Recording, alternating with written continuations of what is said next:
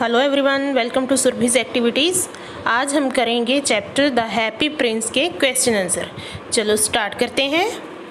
Our first question is where was the statue of happy prince, describe it. Happy prince का statue कहाँ था, इसका वर्णन करें।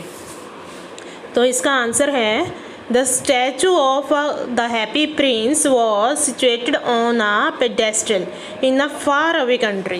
It was made of gold from head to foot. Happy prince का statue एक दूर देश में एक कुर्सी नुमा चबूतरे पर बना हुआ था और यह सिर से लेकर पैर तक गोल्ड का बना था।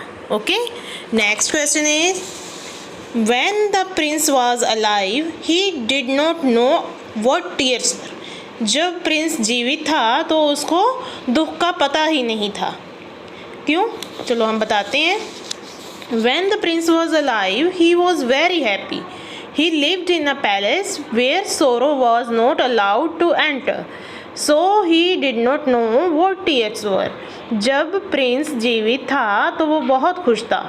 वो एक पैलेस में रहता था, यहाँ दुख को आना मना था। मीन्स कि उसके आसपास बहुत खुशियाँ थी, इसलिए उसको पता नहीं था कि आंसू क्या होते हैं।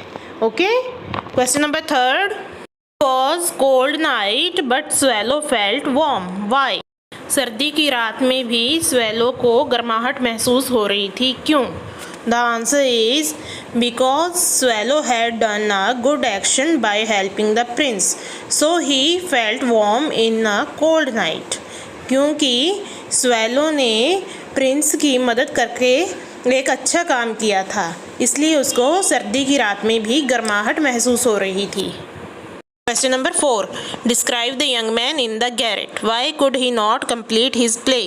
जो छत के ऊपर वाले कमरे में यंग मैन है, उसका वर्णन करो और वो अपना प्ले क्यों नहीं कंप्लीट कर सका। आपने रीज़न बताना है। Okay, the answer is in the garret a young man whose hair were brown and lips were red was leaning over a desk.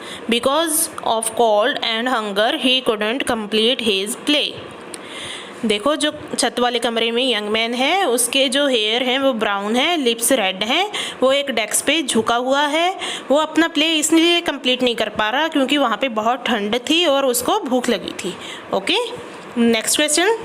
Why did the play right look happy.